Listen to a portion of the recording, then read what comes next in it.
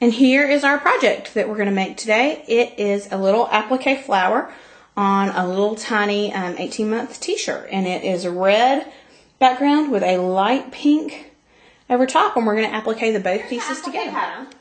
We're going to do a red flower with a pink center. So the first thing I'm going to do is kind of cut this out. I'm not going to do it closely. I just need to know how much fabric I have. I like to save my scraps for this particular reason. And I know that I need that much red. Okay? Next thing I'm going to use is something called Heat and Bond. This is Heat and Bond Line. It's iron-on adhesive. And I'm going to need a piece of it. Again, about the size of my pattern. So I can just cut that out as well. I'm going to iron. One side has texture and one side is a sheet of paper. I'm going to iron that on to my corduroy. Texture side up. And it's only going to take a little bit of steam in there to attach the two pieces. I'm going to lay my pattern out and cut my pattern. So you can see, now I have a little red flower. Next, I'm going to cut out my circle. So I have my pattern piece there. I'm going to do a pink circle.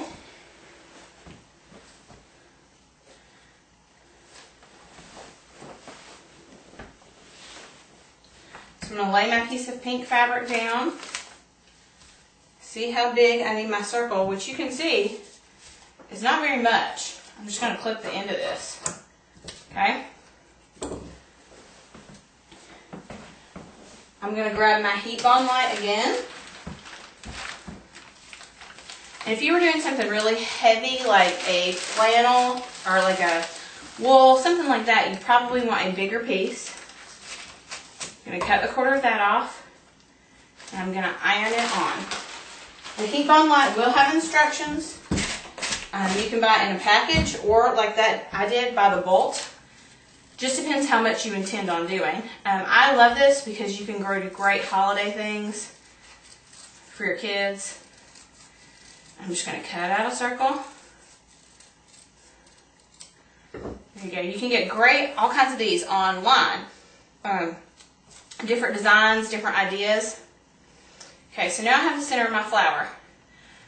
This was double-sided tape, essentially, is what it feels like. So now I can peel off the piece of paper. Put it exactly where I want it.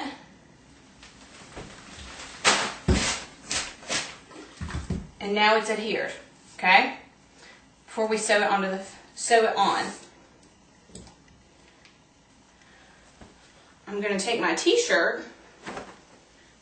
In this case, this is a little 18-month t-shirt. I'm folding it in half because I want to find the center of this shirt.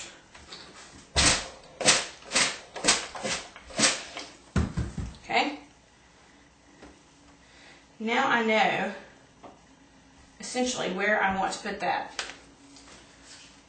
Again, I'm going to take the paper off the heat bond, take the paper off the large flower, set it on there. Okay? I'm giving it some steam because I want it to stay this time. Okay? Now we're going to iron it in place. Now we're going to sew it in place. Put my sewing machine on a zigzag. You can use whatever color thread you want on this. You could do contrasting, you could do the same. You could switch out threads and do a couple different colors. Whatever you want. I'm sliding my t-shirt on the arm. And I'm simply going to do a zigzag. Okay? For this particular thing, I want kind of a wide zigzag. I don't want it real tight because if you do it real tight, it's going to pull that t-shirt under and make it look bunchy. Yes, I know. Now, embroidery that you buy, they have the stitches right on top of each other, and they have special machines that do that. If you do it, it's not going to look as good. So please, try to keep your stitches a little wider. And I line up that center part of my foot right there with whatever I'm sewing, which is difficult. It takes practice. But that way you know you're getting the pink and the red, pink and the red, pink and the red. And make sure you put it on a zigzag. Okay, now I'm going to go pink and red.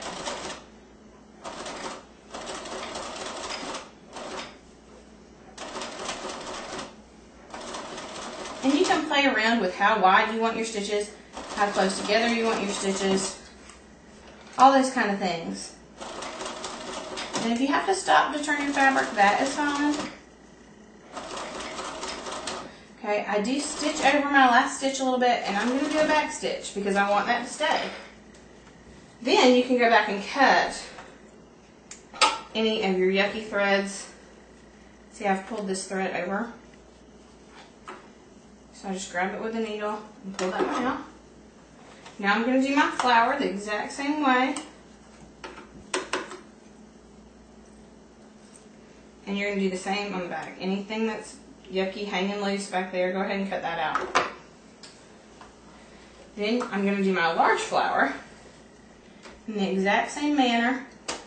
Now it's going to take a little more work because I'm going in and out, in and out, in and out. So,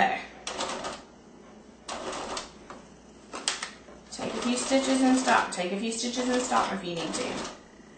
Right here, I'm going to roll it down and I'm actually going to flip it and turn it a little.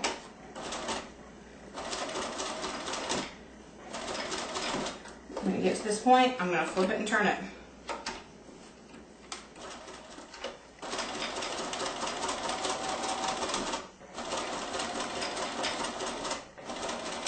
Okay, I am going to sew over what I've already done a little bit.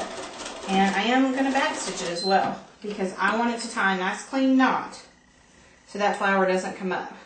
Now I can go back, clip my threads on the outside and on the inside from where we started and stopped. Okay, get those out of there. And voila! Now if I had a different color of pink, I could do another circle inside this. I could do another flower. I could do polka dots on the outside. I could do flowers all over this. You're really, really, really limitless when doing applique.